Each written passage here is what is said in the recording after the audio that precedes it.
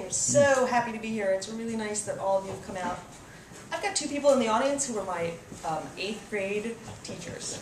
Wow. I'm having a kind of upswell of nostalgia that I don't know what to do with. All right, so I'm going to read to you guys for about 19 and a half minutes, which I timed it on the airplane this morning, so I know what I'm talking about. I'm going to read from the new book. It's called Woke Up Lonely, and I'll tell you a little bit about it. It is about a cult leader and his ex-wife and the 4 people that he takes hostage. And it kind of takes place over a 4-day Waco siege type scenario. The cult is called the Helix, and its mandate is sort of to assault and perhaps surmount loneliness in 21st century America. That's the logic behind the cult. For this section I'm going to read to you guys, you don't really need to know much. We're going to meet a guy named Bruce, who ends up being one of the hostages, and he's sort of being, unbeknownst to him, he's being spied on by this ex-CIA agent. I've never actually read this section out loud, so we'll have to see how it goes. Last night in Seattle, I read kind of a dispiriting, racy section, and everyone kind of left the room looking sort of sweaty, and not really in a good way.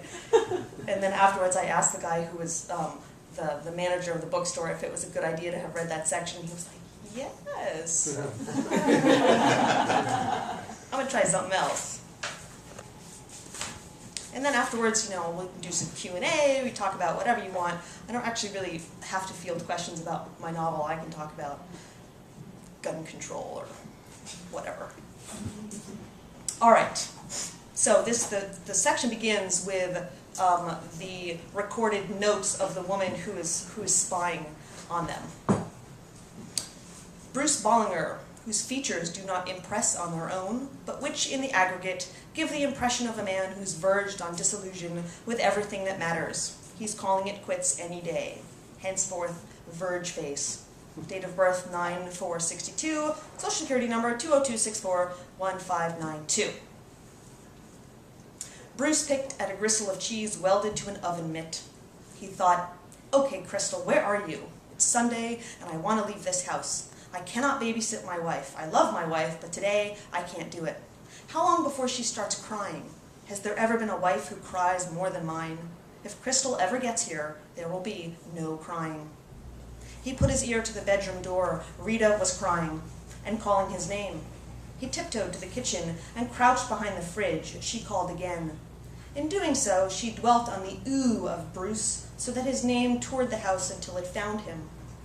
During their early courtship, this had been hot. The melody of the call, a GE progression that generally meant, come here, lover boy. Now the progression reversed. It simply meant, come here, shithead. Why? Because she was pregnant and it was not going well. Her uterus was loose, the upshot being 4 months in bed. 120 days. She had only just started and it was torture. As much for him as her. Just now she dropped the TV remote. What did bed rest mean exactly? Would she actually lose the baby from picking up the remote off the floor? The baby would fall out? Why was it okay to walk to the bathroom? Here's an idea. Maybe she could grab the remote on her way. Bruce! He checked his watch. He'd never taken an interest in Rita's friends until now. Now they marched in one after the other, bearing casseroles and pie. He and Rita were putting on weight at the same pace. Only Rita was not experiencing the same gastrointestinal distress. He wondered at her resilience. A hormonal thing? To mention it seemed ill-advised, but since Bruce frequently departed from his better sense, he let it be known he envied her, to which, you envy me? Get out! And closed the door behind you. He'd been sleeping on the couch. Pregnancy can strain a marriage. A bad pregnancy can test your vows. Crystal was the day's rescue. She was a half hour late.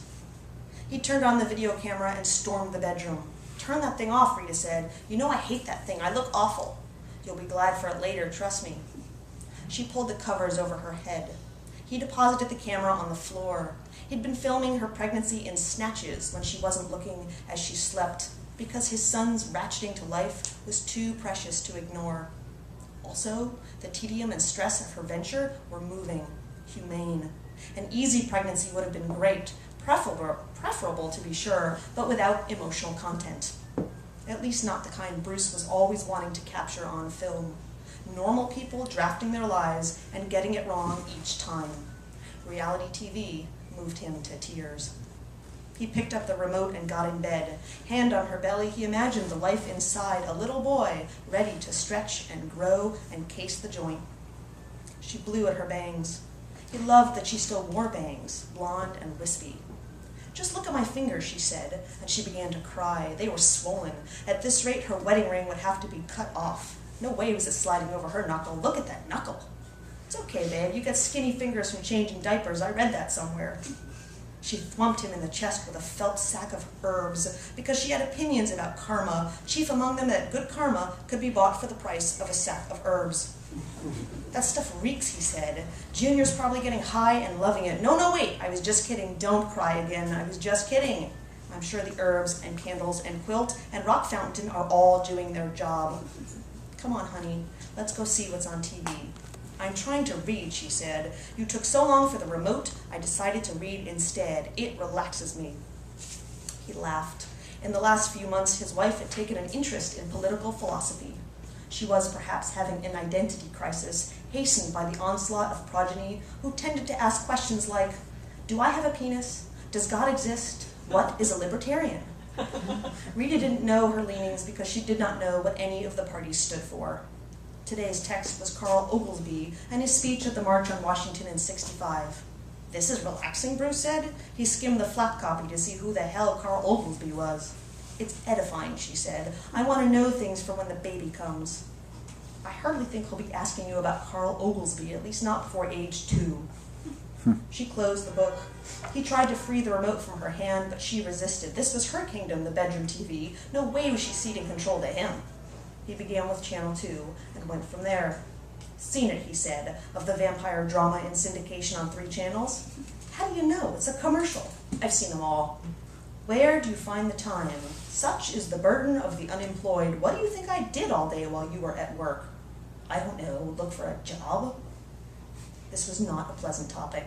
He was on thin ice. Before the Department of the Interior, he had been unemployed for 6 months. The only career he wanted was one, if his track record was any kind of litmus, he had 0 chance of getting. Errol Morris, Ken Burns, Michael Moore, they sucked. You know who didn't suck? Or who might not suck if given the chance? Or who, if he sucked, would kill himself? Bruce Bollinger, who sounded just imperious enough on the phone to get through to some producer who would shut him down immediately.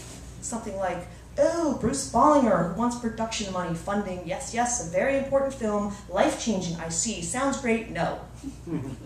Bruce kept a notebook in his bag at all times. In it were sayings of spiritual value. A documentarian walks among the living, though he himself is dead.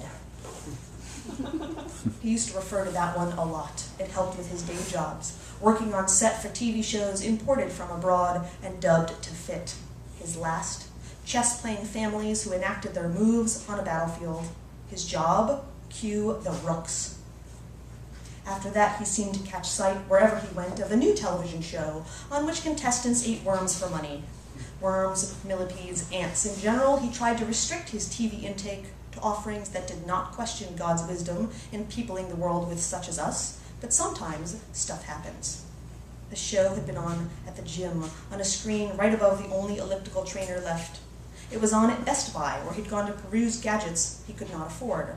So there he was, eyeing the cameras, just him and the bug show that grossed millions. Where was the human side of the show? The intrigue. Every competition needed intrigue. Thus, an idea. A show in which there were, trials of fortitude, though these would hardly be the point. Say the show was called Trial by Liar. Say you had one person who knew what the trial was about but could lie about it, and another person who had to guess, lying or not. The show would be about people having to figure each other out. They might live together for a week to this end. It could be moving. It could be a documentary series in the guise of something just stupid enough to sell. The Helix was out there doing basically the same thing, so why not Bruce? He spent 3 days drafting the proposal and first few episodes. Meetings were set. He flew to LA the next day. "Chop, chop, Bruce." And when Rita said, "What's the rush?" he went, "Chop, chop, Rita." He had 5 minutes before the networks lost interest or stole the project. She said, but you've been down this road before. Fly out there like a slave, get feted for a day, and then 6 months later, no one has gotten back to you, yay or nay. He was throwing socks in a duffel. You need faith, Rita. This business is not for quitters. She rolled her eyes. Okay, but don't cry on my shoulder when it falls to pieces. He stood with boxers in hand. He said, and the Oscar for Best Supporting Wife goes to, I just don't want you to be disappointed. He got to LA, had his meetings, and it was exactly as Rita had said. 2 months waiting by the phone, and then an email from his agent saying, sorry, but no. A documentarian drinks to excess. Bruce managed to keep the information to himself for 2 days before Rita broke him down. To her credit, she didn't say, I told you so, just held his hand and said there would be other opportunities. A month later, watching a movie about boarding school kids and their nasty parents, he heard tell of the Carpe Diem spirit, which he took to mean, for the sake of trial by liar, you should collateral your house and take out a loan. He'd already promised Rita that no matter what, he would not gamble to finance his projects. She thought he had a gambling problem, which he didn't, though if he did, she got the idea from that one time at Atlantic City, on their honeymoon. She'd gone from slot to slot, betting nickels and dimes. He had nibbled her ear, they had pulled the handles together. He had just started prep on a film about people who fake their own deaths to escape the law. She thought it was a great idea. He'd needed to raise about $30K. He had 2. They talked and laughed, and she leaned over his shoulder at blackjack, and it was romantic, and it was fun. Fun until it wasn't. By night's end, he was out $9,000, and she was online, ordering books that promised to attenuate addiction. It was impossible to pair these words, attenuate addiction, but the book said otherwise. They said his problem, though he didn't have a problem, was surmountable. But what did they know? His problem, if you could call it that, was that he just wasn't very lucky. He never gambled without a project that needed funding in mind. That he always had a project was besides the point. Was alone gambling? Only if you weren't 100% sure you'd pay it back on time. So no, not gambling. Trial by liar was going to make it. He went to the bank, and the rest was easy. A deal with a cable station that broadcast only to the East Coast, but was seen in 1 million homes. As for Rita, she was on a need-to-know basis. That was what a good marriage was about. He'd make the money back and use the profits to buy her peridot earrings. The show attracted notice. It was raw and depressing. Some of the people were crazy, others were violent. There were fights and tears, and for Bruce, vindication. He wasn't making money, not yet, but he was pleased. There was room in the canon of documentary filmmaking for work such as this. Unhappy people engaged in the venture of character assessment, which is a venture of love. In the meantime, though, he was running out of capital. The major networks had not called. Pepsi had not called. The interest rate on his loan was awesome, and his wife wanted a baby. Many nights over dinner, he'd say the finances were prohibitive, to which she'd say, oh, come on, and woo him to bed, which was in the end just fine. Those times together ranked as some of the best of their marriage. Rita being of the idea that the more explosive his orgasm, the smarter his sperm would be. She tried hard. She tried everything. Bruce, for his part, enjoyed what he could and sabotaged the rest. He'd been working with a laptop poised hotly on his groin. He'd started wearing briefs a size too small. And with each passing month, he began to think his efforts were paying off. That or there was something amiss on her end. Never mind, their sex was great, she wasn't getting pregnant, he was safe. But not for long, because Rita decided to do what most women her age do, make appointments, get tests. The show got canceled. Bruce was paid to give a few talks about underground programming and used the fees to bankroll an online gambling vendor that cost him one of 2 savings bonds, the other of which he used to shred his debt, which it turned out was impossible. There would be no money for a college fund or life insurance. There'd be no money for a crib, but still he said nothing. He spent his days in the park and came home to his wife stabbing herself in the gut with hormones. She braved the drugs and procedures and shots, and so there was just no telling her what he had done. The day she got pregnant was etched in his mind as the most confusing of his life. The panic was incredible, the joy unbridled, the effort it took to hide the panic almost life-threatening, the ease with which he took her in his arms and squeezed, wonderful. They were having a baby. He threw up in the bathroom. He had sworn never to tell her about the gambling and the loan, and then he told her everything. This meant the day she got pregnant became the most confusing of her life, too. Could she still trust her husband? Did she still love her husband? She was so angry, she threw up in the bathroom. He would have to get a job in any field. She'd take on extra work until maternity leave. They'd fire the cleaning lady and cut out the luxuries. It all seemed reasonable, and he swore to do exactly as told. But a job in any field? Was he supposed to janitor just because he was creative and creativity did not pay? Was he being punished for wanting more than the next guy? No, he was being punished for ruining their life. He promised to look for work the next day. He cruised the job sites online. He uploaded his resume and met the relevant parties and tried to be agreeable, though it never occurred to him actually to work in these places. A job in HR at a pharmaceutical company? A super for Curtis Building Management? Come on, he was a showrunner. In most cases, he was not offered work anyway, which was fine. He could say he tried and spend another day watching The Vampire Slayer on TV. The weeks passed. Rita would spot blood and cramp and spot some more, spotting, gushing, something was wrong. On the day she went to the hospital for surgery and was prescribed bed rest, Bruce was offered a position with the phone company, customer service. Only such was his rush to refuse the job, he'd forgotten to wipe the answering machine clean. He'd forgotten to wipe the answering machine before Rita got home. They spoke for a while on the couch. She wasn't feeling well, and she was worried. They'd consolidated their debt and cut way back, but to minimal effect. They weren't saving money, and the baby was due in less than 5 months. She'd had her head on his shoulder when she noticed the 1 on the answering machine and went for it. Bruce did nothing. It was like watching a bottle of wine roll off the table. Not enough wherewithal to stop it, but full knowledge that here was a disaster. They fought. She hemorrhaged. 2 weeks later, the phone rang. "This is the Department of the Interior," said some strange woman who seemed to know a lot about him, followed by a job offer and signing bonus. To do what exactly? Footage consultant. Had he applied for this job there? He couldn't remember. Never mind, there was no arguing at dinner, no discussion. Bruce simply accepted the job and started work. "Can I have the remote now?" he said. "No." They'd been watching Les Miserables on pay-per-view. She said, "You know, most of the radicals in this country are fixated on their commitment to revolution way more than the revolution itself. They don't want to succeed, because if they did, they couldn't be radicals anymore, and a radical is more interested in his sense of being a radical." He shifted to his side. "See, this is why you need to stop with all that reading. It's making you sound like a crazy.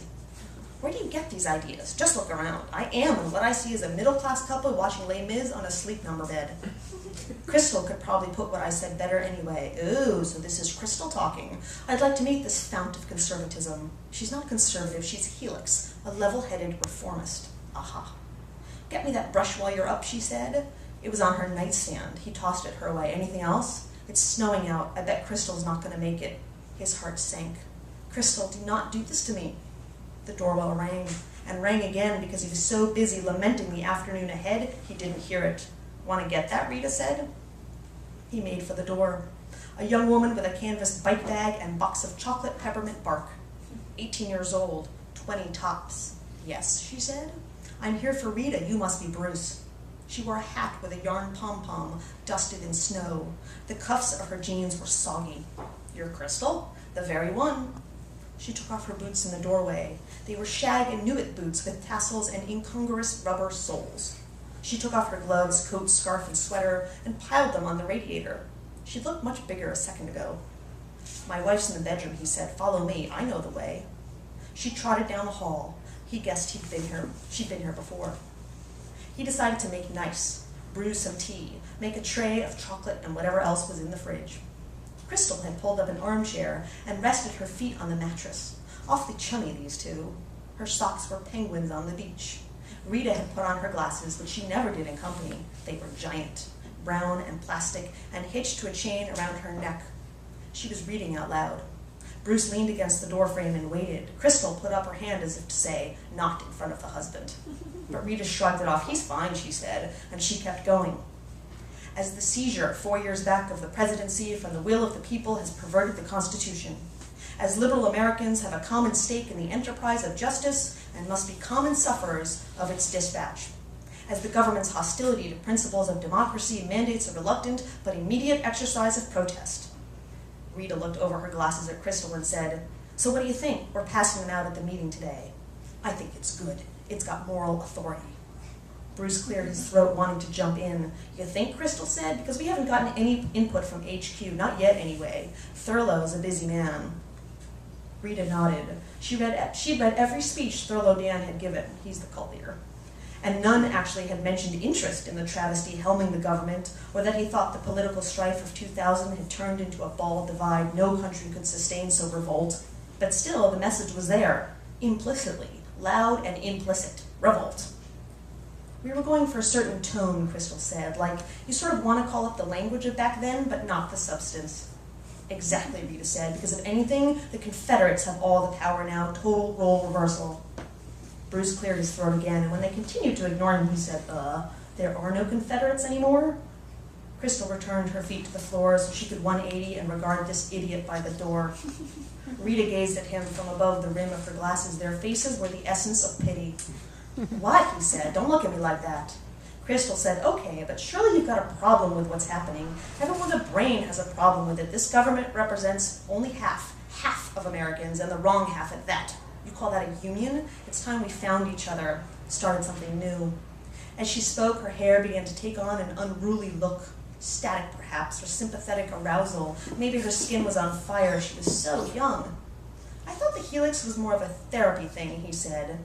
Crystal sighed as though to say, who has time for this? Well, he went on, I'm apolitical anyway. I choose not to get involved. Do I have opinions? Of course. Do they matter? No. Gross, Crystal said, and she looked at Rita like, how is Rita married to this oaf? You have to know that pamphlet sounds like some ridiculous secession manifesto, he said. Are you in a club or something, high school play? Don't be absurd, said Rita. Crystal is my new assistant, I told you. She told him? Really? Oh, right, he said. When did you start? A couple weeks, but I feel right at home already. Lucky to have been assigned to Rita. We get along famously.